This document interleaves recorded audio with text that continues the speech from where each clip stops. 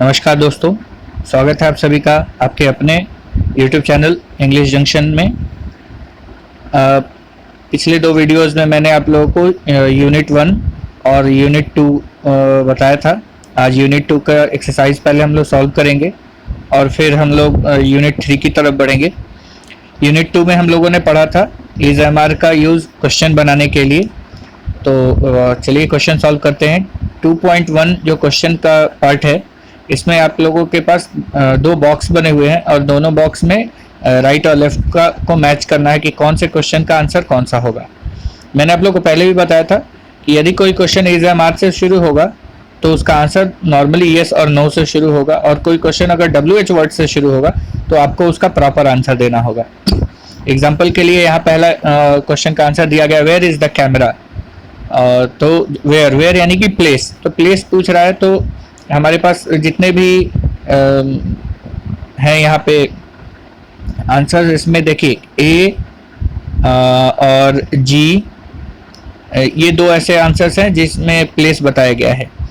तो लेकिन मैं आप लोगों को एक चीज़ और बता दूं, जब भी आप प्लेस पूछेंगे तो उसके आंसर में नॉर्मली प्रीपोजिशन का यूज़ होता है। अगर कोई प्लेस का नाम बिना प्रीपोजिशन के यूज़ हुआ है तो वो प्लेस की तरह नहीं बल्कि उसके नाम की तरह यूज़ किया गया है। तो जो पहला ऑप्शन लंदन है, ये यहाँ पे एज अ प्लेस यूज़ नहीं किया गया, उसके नाम की तरह यूज़ किया गया क्योंकि इसके पहले कोई प्रीपोजिशन नहीं है। तो आपके पास करेक्ट आंसर है जी, इन योर बैग, और ऑलरेडी इसका आंसर दिया गया है। सेकेंड क्वेश्चन है, is your car blue. Is your car blue, क्या तुम्हारी कार ब्लू है। तो इसका मतलब ये है कि ये इसका आंसर हम येस और नो में देंगे। और एक चीज़ और आपको ध्यान रखना है कि जब भी क्वेश्चन योर से होगा तो आंसर नॉर्मली माई से हो सकता है, और नहीं तो माई नहीं भी होगा, केवल येस और नो भी हो सकता है। तो इज योर कार ब्लू, तो आपके पास एक आंसर है F, no it's black. Answer इसका होगा नो इट्स ब्लैक। उसके बाद तीसरा क्वेश्चन है, इज लिंडा फ्रॉम लंदन। क्या लिंडा लंदन से है। तो पहली बात तो इसमें इज एम आर से है तो इसका आंसर येस और नो से शुरू होगा, और लिंडा चूंकि फीमेल नेम है इसलिए इसका आंसर में भी पॉसिबल इसमें शी का प्रयोग किया गया हो। तो देखते हैं क्वेश्चन नंबर 3 का आंसर होगा H, no she is American. Question number 4 में एम आई लेट। मैं आपको एक बात बता दूं कि जब भी क्वेश्चन फर्स्ट पर्सन से होगा तो आंसर में सेकंड पर्सन यूज करेंगे, और जब भी क्वेश्चन सेकंड पर्सन से होगा तो आंसर में फर्स्ट पर्सन यूज करेंगे। एम आई लेट, क्या मैं लेट हूँ। तो इसका मतलब कि इज एम आर से शुरू है तो पहले ये और नो का यूज होगा और फिर आंसर में यू होना चाहिए। तो आपके पास एक आंसर है सी, यस यू आर। तो इसका आंसर होगा yes you are. Question number 5, where is N from. N कहाँ से है। मैं आपको बताऊं, इस क्वेश्चन में ऑलरेडी प्रीपोजिशन का इस्तेमाल किया जा चुका है, इसलिए आंसर में मैं अगर प्रीपोजिशन यूज नहीं भी करूंगा तो भी उसका आंसर सही माना जाएगा। जैसे वेयर इज एन फ्रॉम, तो आपके पास आंसर है ए, लंदन, क्योंकि प्लेस बताने वाले दो ही ऑप्शन थे आपके पास, एक इन योर बैग और एक लंदन। इन योर बैग का हम लोग यूज कर चुके हैं, एक लंदन। मैं इसके कंप्लीट आंसर को ऐसे लिख सकता हूँ, एन इज फ्रॉम लंदन। तो ऑलरेडी फ्रॉम का यूज क्वेश्चन में किया गया है तो फिर मुझे अलग से प्रीपोजिशन उसमें ऐड करने की जरूरत नहीं है। तो इसका आंसर होगा A, London. What colour is your bag, तुम्हारे बैग का रंग क्या है। इसमें चूंकि WH वर्ड है तो यस नो से शुरू नहीं होगा। तो आपके पास ऑप्शन कितने बचे, देखिए रंग बताने वाला एक ही ऑप्शन है ई, तो आप कहेंगे ब्लैक, क्योंकि एफ में ऑल यस नो लगा हुआ था तो इसलिए हम इस क्वेश्चन के लिए ये वाला आंसर सुटेबल नहीं मानेंगे क्योंकि ये WH क्वेश्चन है। तो आपका आंसर होगा E. Question number 7, are you hungry. तो इसमें भी मैंने बताया था कि इज एम आर से शुरू है तो आंसर में आपका येस और नो होगा। और दूसरी बात कि अगर क्वेश्चन सेकंड पर्सन से शुरू है तो आंसर फर्स्ट पर्सन से होगा, तो इसका मैचिंग आंसर बी है, नो आई एम नॉट। पहली बात तो इज एम आर से है तो नो से शुरू हुआ, और यू से क्वेश्चन है तो आंसर आई से शुरू हुआ। तो इस बात को हमेशा ध्यान रखेंगे आप लोग। हाउ इज जॉर्ज, जॉर्ज कैसा है। तो क्वेश्चन हाउ से शुरू हुआ है इसलिए यस नो नहीं होगा, और ये पूछ रहा है कि कैसा है, तो इसमें एक ही आंसर है आई वेरी वेल, जो इसके लिए सूट कर रहा है। And the last question is who is that woman, वो महिला कौन है। आपके पास एक ही ऑप्शन बचा है, माई सिस्टर। वैसे भी हु से शुरू होने वाले क्वेश्चन को का आंसर जो होगा वो लिविंग थिंग होगा या लिविंग बीइंग होगा। तो यहाँ पे एक ही आंसर है डी, माई सिस्टर। तो आपने देखा दोनों बॉक्स का के क्वेश्चन और आंसर को हम लोगों ने मैच किया। आगे बढ़ते हैं अब 2.2 की तरफ। आपको इज और आर का यूज करके क्वेश्चन क्रिएट करना है। आपके पास ऑप्शंस जी हैं, जैसे एट होम योर मदर, तो एट होम प्लेस है जिसे बाद में लिखेंगे, और योर मदर सब्जेक्ट की तरह यूज करेंगे तो होगा is your mother at home. और सेकंड में योर पेरेंट्स वेल, तो योर पेरेंट्स सब्जेक्ट के रूप में यूज होगा आर योर पेरेंट्स वेल। उसमें योर मदर था इसलिए सिंगुलर इज, और इसमें योर पेरेंट्स है इसलिए प्लूरल आर। क्योंकि योर एक पॉजिटिव एडजेक्टिव है इसलिए इसका वर्ब के सिंगुलर प्लूरल होने से कोई लेना देना नहीं है। मदर और पेरेंट्स ये सिंगुलर और प्लूरल है इसलिए वर्ब हमारा सिंगुलर और प्लूरल यूज हुआ है। Question number 3, interesting your job, तो इसका आंसर होगा इज योर जॉब इंटरेस्टिंग। उसके बाद question number 4, the shops open today, तो इसका आंसर होगा are the shops open today. Interested in sports you, ये यू है तो यू के साथ आर यूज करते हैं, are you interested in sport. Question number 6 है near here the post office, तो होगा is the post office near here, क्या पोस्ट ऑफिस यहाँ आसपास में है। Question number 7, at school your children, तो are your children at school. और question number 8, why you late, तो हम जानते हैं कि WH वर्ड को शुरू में लिखा जाता है तो ये होगा वाई आर यू लेट। तो उम्मीद करता हूँ मैं कि आपको ये सारे क्वेश्चन के आंसर समझ में आए होंगे। हम WH वर्ड पहले लिखते हैं और अगर WH वर्ड ना हो तो हेल्पिंग वर्ब और उसके बाद सब्जेक्ट और तब बाकी सारे वर्ड्स को लिखते हैं। आगे बढ़ते हैं। क्वेश्चन नंबर जो पार्ट नंबर 2.3 है, इसमें आपके पास एक बॉक्स में ब्लैंक दिया गया है और एक बॉक्स में कुछ चीज़ें लिखी गई हैं। तो जो सेकंड ब्लॉक है ब्लैंक है राइट हैंड साइड पे, they are very well at the end of the street, ये सारे आंसर्स हैं। अब आंसर का आपको क्वेश्चन तैयार करना है। तो आपको मैं बताऊं, इसमें ये देखना है कि जो आंसर है वो किससे रिलेटेड है, पर्सन से रिलेटेड है, प्लेस से रिलेटेड है, उसके अनुसार हम WH वर्ड का यूज करेंगे। तो जैसे आंसर दिया दे आर वेरी वेल, वे लोग अच्छे हैं, तो निश्चित है आपने उनसे पूछा होगा कि वे लोग कैसे हैं। तो यहाँ योर पेरेंट्स, तो मैं उन पेरेंट्स के बारे में, तो योर पेरेंट्स के बदले आंसर में दे का यूज किया गया है। जैसे मान लीजिए मैंने कहा हु आर यू, तो आप कहेंगे ना आई am a student, I am a teacher. उसी तरीके से योर पेरेंट्स, तो योर पेरेंट्स के लिए दे लगा है, इसके लिए आर यूज किया गया है।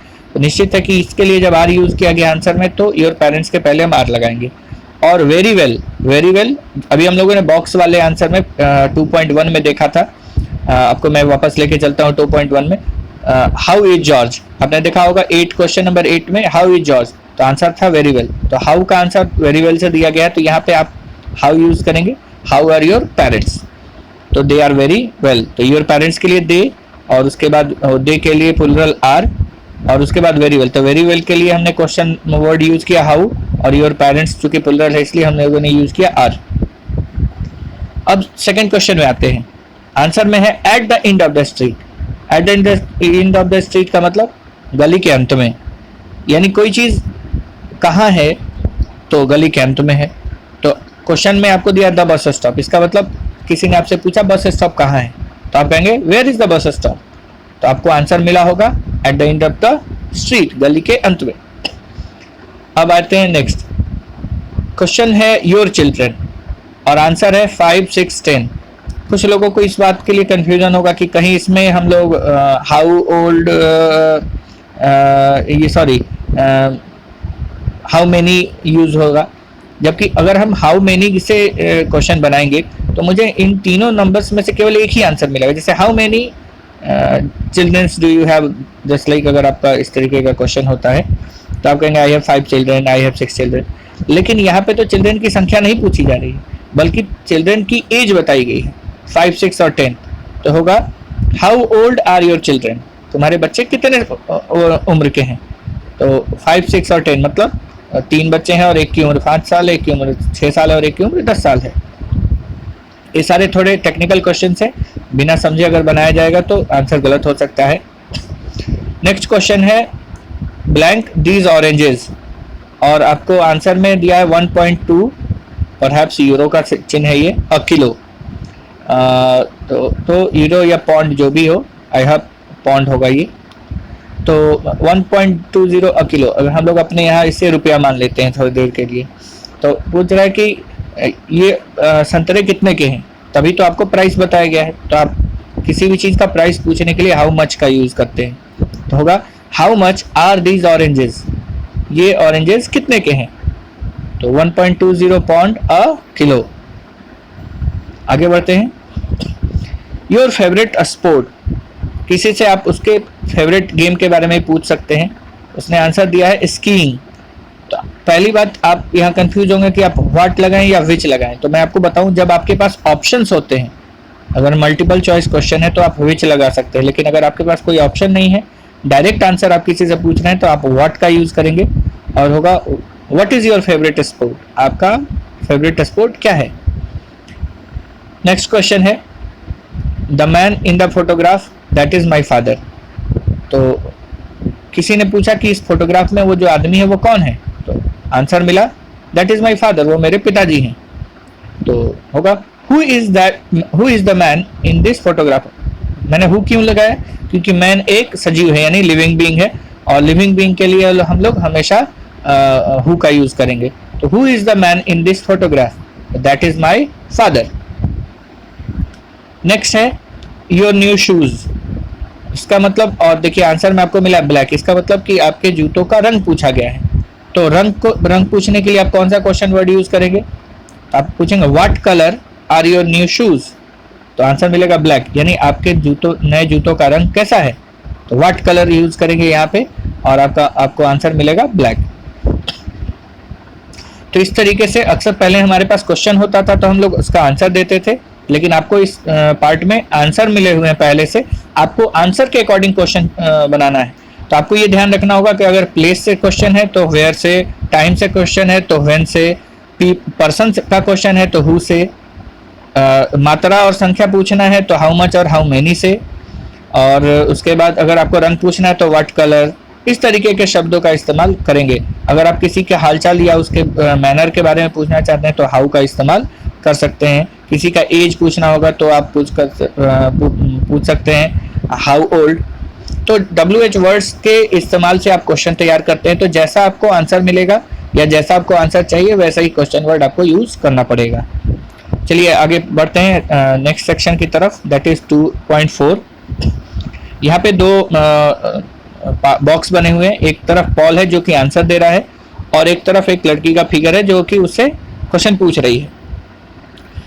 क्वेश्चन वाले पार्ट में आपको ब्रैकेट में कुछ इंडिकेटिंग वर्ड्स दिए गए हैं, आपको उसी से सवाल पूछना है। जैसे नेम, तो आप किसी से उसका नाम कैसे पूछेंगे, व्हाट इज योर नेम, तो पॉल ने आंसर दिया पॉल।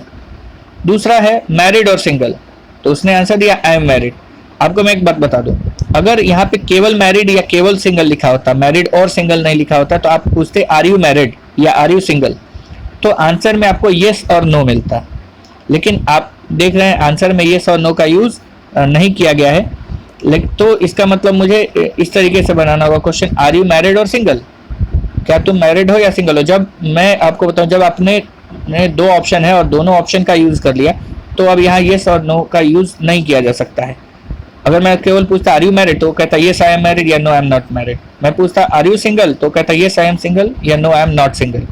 लेकिन यहाँ पे दोनों ऑप्शन दे दिए गए हैं तो येस और नो की संभावना नहीं है, तो आप कहेंगे आर यू मैरिड और सिंगल, तो उसने आंसर दिया है आई एम मैरिड। थर्ड है अमेरिकन, इसका मतलब मैं ये जानना चाहता हूँ कि क्या वो अमेरिकन है, तो मैं पूछूंगा आर यू अमेरिकन, उसने कहा no I am Australian. Question number 4 आपको बनाना है हाउ ओल्ड, तो मैं पूछूंगा हाउ ओल्ड आर यू, तो उसने कहा आई एम 30, यानी मैं 30 साल का हूँ। क्वेश्चन नंबर 5 बनाना है आपको अ टीचर, तो होगा आर यू अ टीचर, तो उसने कहा no I am a lawyer. उसके बाद दिया वाइफ अ लॉयर, यानी जैसे इसने आंसर दिया कि मैं एक लॉयर हूँ, तो अपने अगला क्वेश्चन पूछा क्या तुम्हारी पत्नी भी एक लॉयर है, is your wife a lawyer, तो उसने आंसर दिया no she is a designer. उसके बाद आप आंसर ध्यान से देखिए, उसने अपने बारे में कहा था नो आई एम ऑस्ट्रेलियन, जबकि यहाँ पे उसने कहा शी इज इटालियन, यानी कि ये शी से क्वेश्चन बनेगा। तो वेयर इज शी फ्रॉम, वो कहाँ की रहने वाली है, तो होगा आंसर शी इज इटालियन। उसके बाद हर नेम, यहाँ उसका नाम पूछना है, तो आप कहेंगे what is her name is Anna, तो एना ऑलरेडी आंसर दिया गया है। और क्वेश्चन नंबर 9 है हाउ ओल्ड, और आंसर में देखना है शी इज 27। जब उससे उसकी उम्र के बारे में पूछा गया तो आपने पूछा हाउ ओल्ड आर यू, जबकि यहाँ पे आपको उसके पत्नी के बारे में उसकी उम्र पूछना है, तो आप कहेंगे हाउ ओल्ड इज शी, तो आंसर होगा शी इज 27। तो आप देख सकते हैं कि जब आपके पास आंसर ऑलरेडी उपलब्ध होगा तो आपको क्वेश्चन बनाना होगा। तो आप क्वेश्चन बनाने के लिए आंसर को देखेंगे और आंसर में देखेंगे कि क्या बताया गया है, उसके अकॉर्डिंग इज़एमआर या WH वर्ड का यूज करेंगे। अब आपको मैं लास्ट वाले सेक्शन पे लेके चलता हूँ, दैट इज 2.5, और मैं इस वीडियो को यहीं पे समाप्त करूंगा क्योंकि ये वीडियो काफ़ी लंबा है। तो मैं इसे एक्सरसाइज 2 के आंसर के रूप में इस वीडियो को पोस्ट करूंगा, और उसके बाद मैं अगला जो यूनिट 3 है वो नेक्स्ट वीडियो मैं आप लोगों को बताऊंगा, यूनिट 3, क्योंकि अब वीडियो ज़्यादा लंबे हो जा रहे हैं। तो आंसर अलग में और यूनिट अलग वीडियो में बताऊंगा, तो आप लोगों को भी ज़्यादा सहूलियत होगी। Write short answers, yes I am, no he isn't, etc। यानी आपको जब भी आपके सामने क्वेश्चन होता है तो आप एक शॉर्ट आंसर देते हैं। जैसे आर यू मैरिड, तो आप इसे पूरा भी बोल सकते हैं, yes I am married, no I am not married.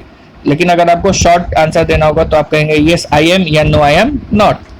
Are you thirsty, यदि अभी आपको प्यास लगी तो आप बोलेंगे येस आई एम, नहीं लगी होगी तो no I am not. Is it cold today, क्या आज का दिन ठंडा है? अगर आप कहेंगे हाँ ठंडा है तो कहेंगे येस इट इज, नहीं है तो नो इट इजंट।